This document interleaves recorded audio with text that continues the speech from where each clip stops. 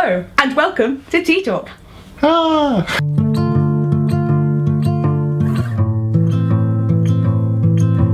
this is Tea Talk, and this is a collaboration series I have with other YouTubers talking about mental health and what mental health means to them. So today we have Andy. Hello. Andy Hartley. I will leave everything in the description and also at the end card if you wish to know more about his YouTube videos. And today we will be talking about being this is a really long title, a university elected officer in the student union, because they are very many different titles and they all mean very different things. Yes.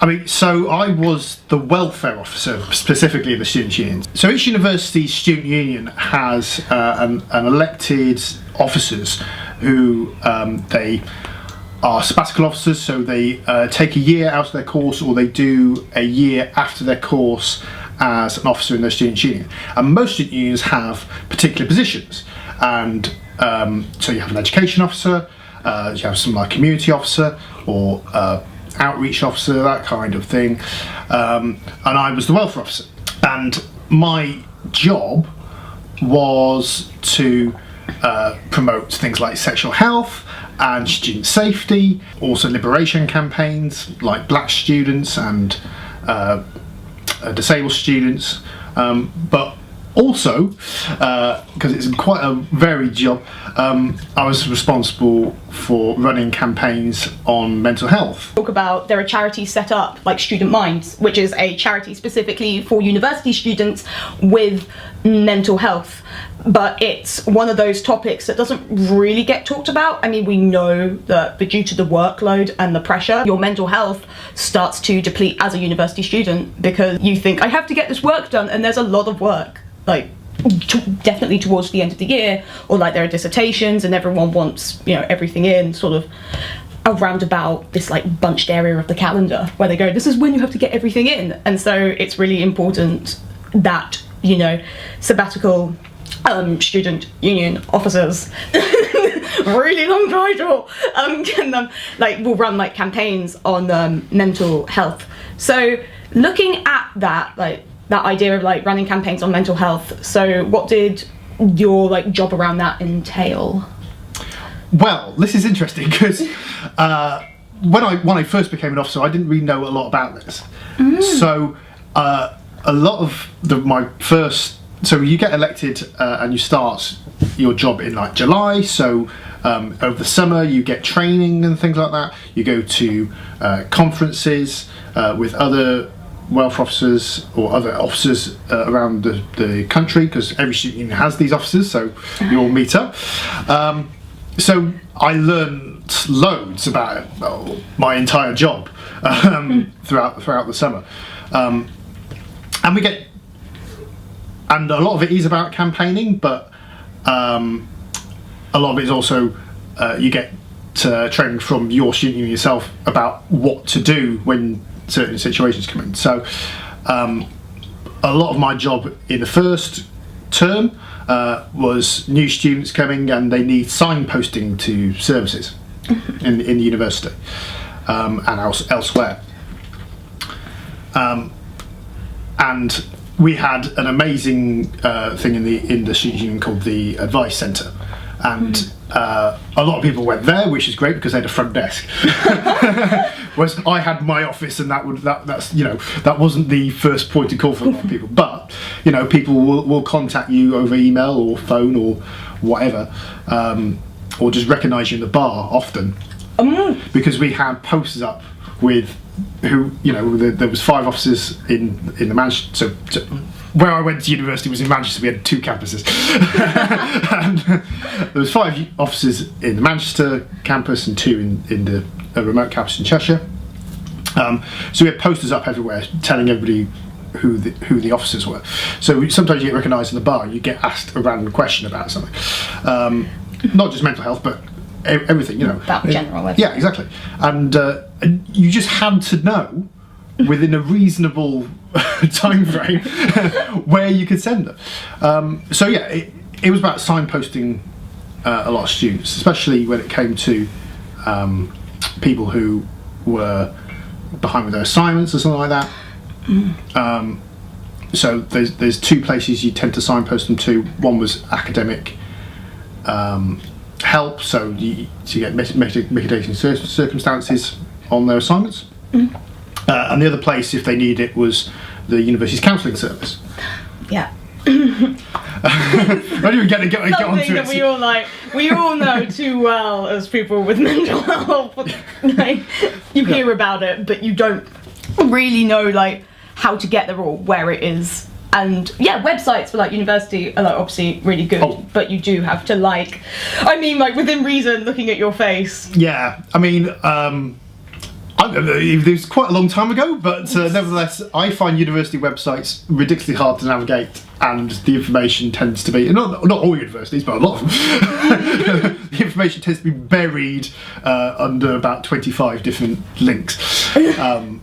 Yeah, so and often you just don't search the right things. So a lot of universities call them counselling services, other than call them contact services or other things which aren't necessarily obvious because of just depending on the structure in that university. Okay. So a lot of universities want you to go to a central student information point to get all this information, for example. Right. Which is fine. Yeah, but I think as a student, like, you just want something really simple, like counselling service, right, I know what that is, everyone knows what that is, but like contact services, like that's obviously, as you said, that's not so like prominent. You're not going to think counselling's under that. Exactly. So it becomes a little bit difficult. Yeah, exactly. The counselling, it was called counselling service at my university, but it wasn't very well known. I only really knew about it once I became an elected officer. So yeah, I'd have people come and say, I need to talk to somebody about this, where can you send me? And they weren't probably even thinking there was a university service for it. Maybe there was an NHS service or something else like that. But the university had a service. And most universities, I would almost say all universities, the major universities at least, public funded universities have counselling services. And it's just knowing about it and knowing where to go and how to get in contact with them. It is. It's really hard. But, universities sometimes don't see this. They think, we'll have one place for everybody to go. But, yeah, that's great as the first point of contact. And if they don't know, they send you on to somebody else. If they don't know, they send you on to somebody else. Yeah. So did anyone, you talked about, people may come up to you in the bar or may, come up to you and talk about it. So were you one of these points of contact where from the front desk people would go, right, go to him, and then he will go on from there? Kind of. So most of the time, people would come to me directly and wouldn't go through any of the other services because they just didn't know they needed to talk to them, I suppose.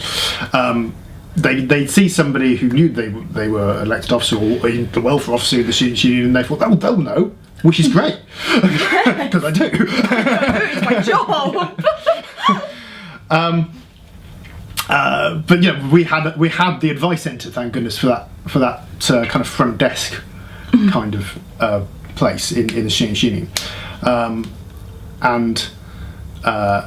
so they had an office where you go to, and so if you didn't know any of the officers, then that was usually your first point of call. And I would often direct people to the advice centre, especially when I didn't know things, because there was no way I was going to know everything just from a few months of training. Of course. And that's important, by the way. That is actually a really important, because the person is stated as perhaps, looking at this, the mental health welfare officer, they might not have been in the job for very long, and so, they're going to learn, like anyone, normally, going to learn on the job. Yeah. And so to not just to assume that they might know everything and then try and put that immense pressure on that person as well. So it has to be, a two-way system, I think, that you have to understand about that person's feelings, but at the same time they have to perhaps be a little bit kinder and gentler in terms of that welfare person's job. Yeah. I mean the advantage of the elected officers is that they can empathise with your situation, because although they may not have needed any counselling or anything like that. They've obviously recently been a student and therefore are likely to know the actual processes rather than the ones that the university tell you are going to happen. So, a few home truths. Yeah, exactly. And they may know somebody else who's been through it and therefore had some experience that way. Yeah, but other than people who actually work for the university, obviously they're great, but they are going to try and do it by the letter they've got written in front of them rather than necessarily what their experience is. Exactly. So we're getting on to this whole stigma thing, which is another thing that, like, it's not just prone to students, it's prone to, I think, everyone. And that is the stigma of being judged by another person, perhaps that welfare officer role, or perhaps other students or lecturers in university, and the idea that your brain makes it that your brain has this idea that you're going to get shouted at by these people and be shamed by these people, and therefore that entire barrier is like just a personal barrier that stops us as students who may need that help going and receiving that help. Yeah, I know exactly what you mean, especially if you're with your actual course, your lecturer maybe is a bit officious or something like that, so you might think that the entire university is like that, and that's just not the case. There are plenty of people who it is their entire job just to talk to the person that comes through the door rather than worry about whatever else you're doing or how far you are behind with your assignments or anything like that. And elected officers in student unions are a very good example of this. They are elected by the students themselves to represent the students, and in the vast majority of cases you're not going to find somebody who is there for their own gain. You know, it's you do get paid as an elected officer, but you don't get paid very much. Spoilers. Yeah, exactly. You get enough to live, and that's pretty much it. Yeah. So they're not there for their own gain. They're there to help you. And if you get somebody walk through the door and they ask a question, you always do your best to help them. And I signpost to people loads because I knew that I didn't have the expertise, and that's important to know that I didn't have the expertise, but I knew where to send people and who to get in contact with.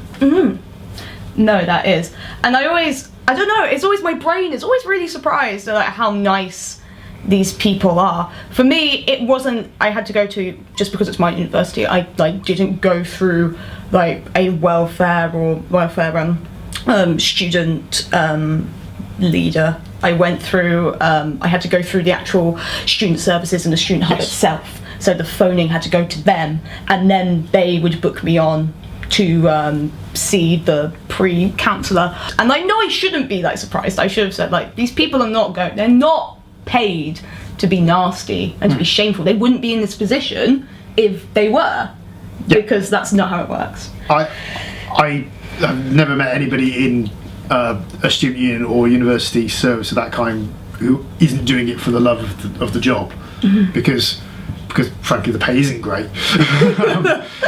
If they were worried about the money, there's plenty of other places where they can go and get the money. So especially universities, the people who work in these services are there because they want to help and for no other reason.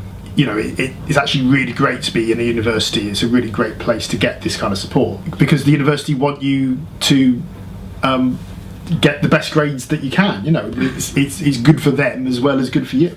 Thank you very much for coming onto T-Talk. I'm very happy to be here, Anna. Thank you. We did a video on Andy's channel, so I will link that in the end card as well, so you can have a little check at that.